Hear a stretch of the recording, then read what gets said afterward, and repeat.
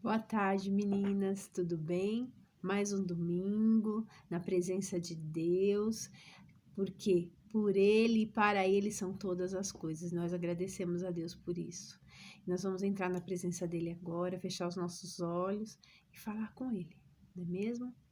Senhor Jesus, obrigado pela oportunidade que o Senhor nos dá de estar mais uma vez neste domingo, falando com as meninas sobre as coisas que vêm do teu reino, as coisas que vêm do teu Santo Espírito. E que cada coração, Senhor, possa dar lugar ao Senhor, para que o teu Espírito habite e faça em nós a pessoa que o Senhor quer que sejamos. Obrigado por essa oportunidade, em nome de Jesus, amém. Amém. Bom, vamos falar a nossa divisa. Qual é a nossa divisa? Levanta-te e resplandece, porque já vem a tua luz. Isaías 61.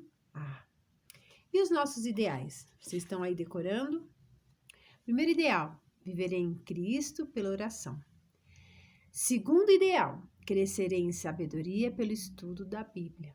Terceiro ideal, reconhecerei a minha mordomia. Quarto ideal, enfeitar-me-ei com boas obras. Quinto ideal, aceitarei a responsabilidade da grande comissão. São esses nossos ideais, né? Que vocês têm que estar decorando e entendendo eles para a vida de vocês. Bom, antes de mais nada, nós vamos falar sobre o que o Deus do céu tem para nós nesse instante, né? E o nosso estudo, ele fala sobre dar e receber amor. E a gente vai falar nesse título, né, sobre uma mulher que ela recebeu amor e ela deu, mas eu acho que ela recebeu mais do que ela deu, né? Então a gente vai saber sobre essa mulher num depoimento dela, né? O nome dela é Raquel Chofim Cesário. Ela é doutorada em sociologia política, né? Então, ela foi uma voluntária de missões mundiais e membro da primeira igreja batista em Nova Goitacazes, Campos, lá no Rio de Janeiro. Então, e ela conta o que aconteceu com a vida dela, que Deus fez, né, através dela e na vida dela. E ela fala que antes da viagem dela, né, para o Oriente Médio, em 2018, pelo programa, né, Voluntários Sem Fronteiras, né, de missões mundiais, o pastor dela escolheu um texto, né, que se encontra em Isaías 6:8, e ele compartilhou esse texto com ela. E ele diz assim, esse texto: depois disso ouvi a voz do Senhor que dizia: a quem enviarei? Quem irá por nós? Eu disse: aqui estou eu, envia-me. E ela diz assim, que ela simplesmente colocou o coração dela à disposição do Senhor. Ela disse, envia-me.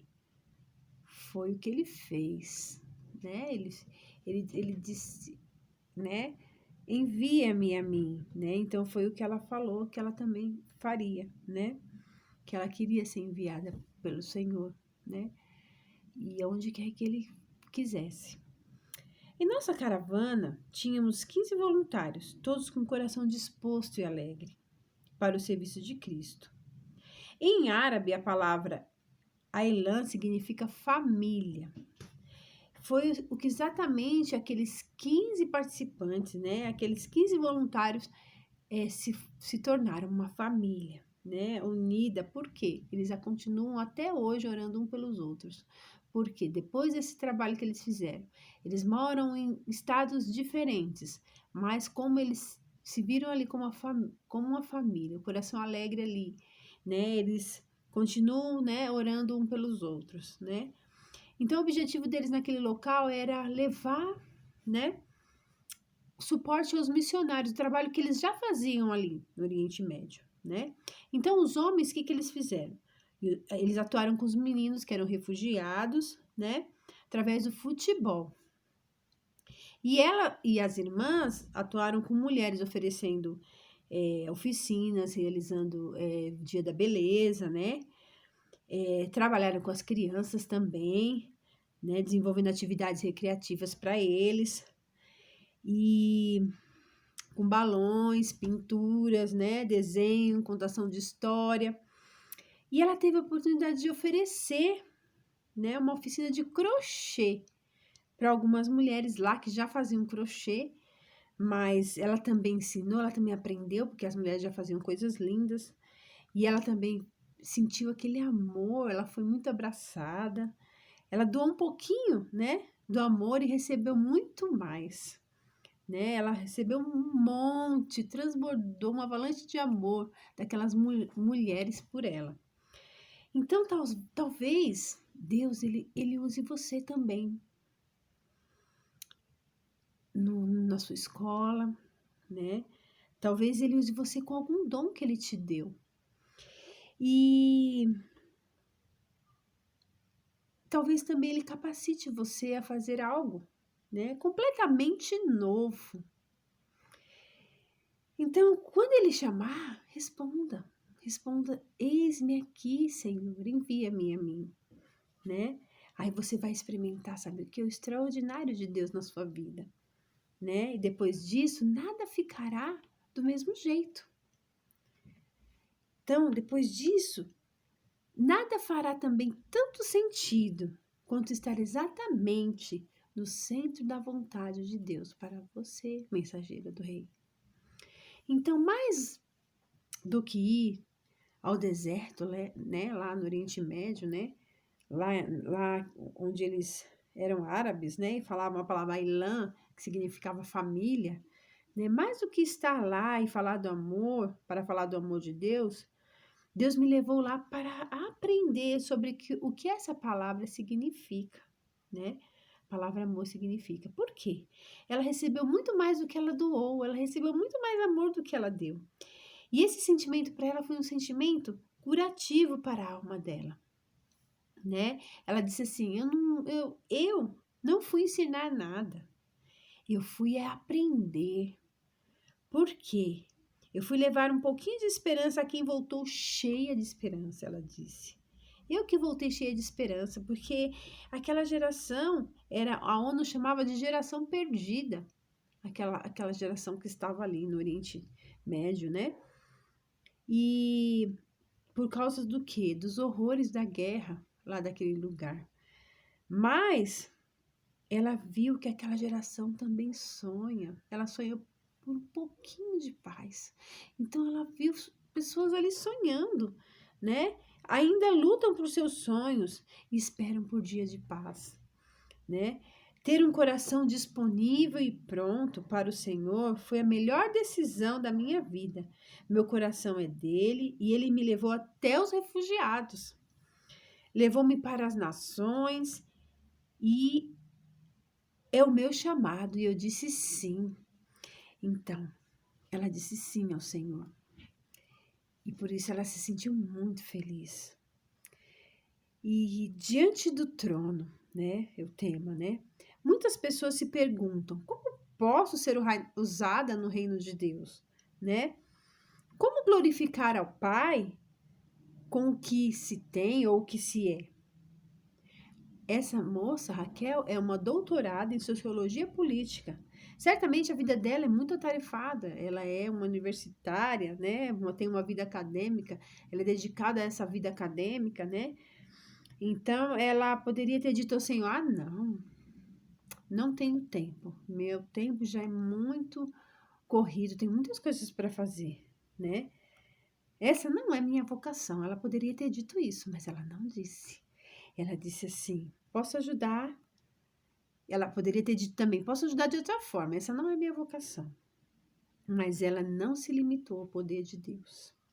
Ela disse: eis-me aqui. E Deus a usou da melhor forma, né, na missão que ele tinha para aquele tempo no Oriente Médio. E algo diferente para as pessoas com as quais Raquel se relacionou muito bem, né? Fez muito bem para ela também, né? E foi algo diferente da parte de Deus para aquela vida. Então, colocar-se disponível para Deus é consequência de uma vida dedicada no altar. Você só será capaz de entender a importância de se colocar nas mãos do Senhor para que Ele te use como Ele quiser, se tiver intimidade com Ele. Então, eu só posso me colocar à disposição do Senhor se eu tiver intimidade com o Senhor. Qual é essa intimidade que Deus quer? Que eu tenha uma vida de oração, que eu tenha uma vida de estudo da palavra de Deus para que eu possa ouvi-lo. E quando Ele me chamar, eu dizer, eis-me aqui. Então, para isso, e Ele quer que nós estejamos íntimos com Ele, lendo a palavra, orando, porque um dia Ele vai dar algo para nós fazermos. E para isso nós precisamos ter intimidade com Ele, né? Muitas pessoas desejam ser usadas por Deus para fazer a sua obra. O profeta Isaías foi uma dessas pessoas. Ele foi chamado por Deus para levar, né, a mensagem celestial ao seu povo, né? A história do seu chamado está registrada lá em Isaías 60, de 1 a 8, né? Que foi depois da morte do rei Uzias, né, de Judá. Então diz assim, né? No ano da morte do rei de Judá, Uzias, o profeta Isaías, viu o Senhor assentado em um alto e sublime trono.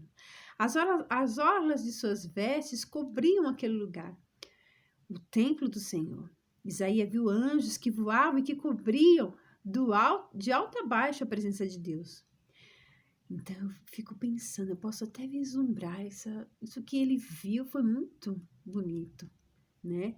E o profeta, ele entendeu, né, nessa cena, a grandeza de nosso Senhor. E ele tinha comunhão com o Pai. E além de ouvir a sua voz, ele teve uma visão dele assentado, né, num alto e sublime trono. Deus estava ali, num alto e sublime trono, na visão dele. Então, sua caminhada com Deus tem permitido ouvir a sua voz? Quantas vezes você já parou para conversar com o Pai intimamente, a ponto de vê-lo na sua vida, vislumbrar o que Ele quer para você, né? Porque Isaías vislumbrou a glória do Senhor. Em Isaías 6, o profeta vê a majestade da glória de Deus, né? Pelo que parece, ela se manifesta na sala do trono, ou seja, numa atmosfera espiritual, não terrena. Não tem nada daqui da terra, é uma esfera espiritual. E ao contemplar a glória de Deus, Isaías, ele não ficou assim, né, se gabando, eu fui abençoado, como nós falamos já nos estudos passados, né? Não, ele ficou constrangido. Por quê? Porque a sua consciência foi de pecado, né? Ele disse assim, ele confessa diante do Senhor, né? Ele reconhece que ele era um homem de lábios impuros, né? E pelo que nós imaginamos aqui, que lá naquela época, né? Que seria um profeta de lábios impuros, né? Não se sabe, né, ao certo qual é o pecado que ele estava falando, mas historicamente, né, falando, sabe-se que um lábio impuro é aquele que faz fofocas, que diz mentiras, né? Eram muito comuns no reinado de Uzias, né? Comuns nos dias lá do reinado de Uzias. Talvez existisse isso no meio do povo, no meio da vida dele, né? E é exatamente assim que nós devemos nos comportar diante de Deus, reconhecer nossos pecados, reconhecer, ser sinceros, falar para Ele o que nós sabemos que nós fazemos que não o agrada. Isaías soube falar para o Senhor. Ele disse que os lábios deles eram impuros e não agradavam o Senhor. E a santidade de Deus nos constrange a essa santificação. A confissão de Isaías tem uma consequência muito positiva. Ele é purificado. Um dos serafins voou até ele com uma brasa viva em sua boca. Ele tocou os lábios do profeta e declarou ele limpo, né?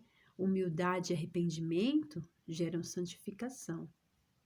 Diante do Senhor devemos orar sinceramente, reconhecendo nossos pecados e limitações também, suplicando a misericórdia de Deus, né? Falando, Senhor, tem misericórdia de mim, né? Porque muitas vezes nós nos achamos assim tão atarefados, né? E nós temos que dizer as nossas limitações para o Senhor também, sabe? E dizer também para Ele que tem coisas que nós não podemos, que Ele precisa nos ajudar, né? Logo após ser purificado, o profeta ouviu a voz do Senhor, Deus chamando: quem enviarei? E quem irá por nós? O Senhor está sempre à procura de servos que desejem fazer a sua obra. Temos muitas ocupações, como eu falei para vocês. Precisamos de muitas coisas, não é? Mas, contudo, o Senhor Jesus Cristo disse: mas buscai primeiro o reino de Deus e as demais coisas vos serão acrescentadas. Então, Ele, quando a gente o busca, Ele nos ajuda a fazermos tudo que nós precisamos fazer, porque Ele sabe. E você vai falar com Ele, vai buscá-lo na leitura da palavra, em oração. Ele sabe tudo o que você precisa fazer. E Ele vai colocar em sua mente o que Ele quer de você. Isaías, agora purificado, responde imediatamente, né? Eis-me aqui, envia-me, Deus. Deus envia-me, né? Deus conta com o seu povo para a proclamação da sua palavra. Devemos ser comprometidos com essa mensagem, porque ela é a única capaz de dar salvação eterna, não é? Então, nós devemos, né, estar cientes de que precisamos, né, dizer, estar disponível para o Senhor, né, nos comprometer com Ele. Dizer, eis-me aqui, envia-me. E Ele conta comigo, Ele conta com você. Porque tem muitas pessoas que precisam conhecê-lo. Às vezes uma amiga sua, que hoje você conhece a verdade, você sabe que aquela amiga também precisa conhecer. E você precisa falar, porque Jesus, Ele te ensina. E Ele também quer aquela vida para Ele. E agora, nesse instante, nós vamos fazer uma oração, porque as pessoas precisam de vida eterna. Mas nós vamos fazer uma oração diferente, que se nós estivéssemos juntas, eu ia pedir para uma de vocês fazerem. E essa oração, diante do Senhor, vocês vão estar ouvindo. E vão estar confirmando e dizendo em nome de Jesus, amém. Porque é algo que Deus vai fazer na vida de vocês, se vocês tiverem esse comprometimento com Ele. Vamos orar? Senhor Jesus, ó Pai querido, abençoa, Senhor, cada menina que está ouvindo, Senhor Jesus, a Tua voz nesse instante.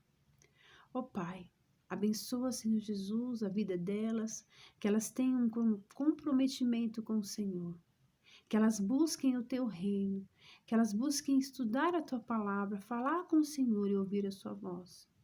Talvez o Senhor tenha algo para fazer através delas, através de dons, através de algo que o Senhor as vai chamar para fazer. Prepara o coração delas.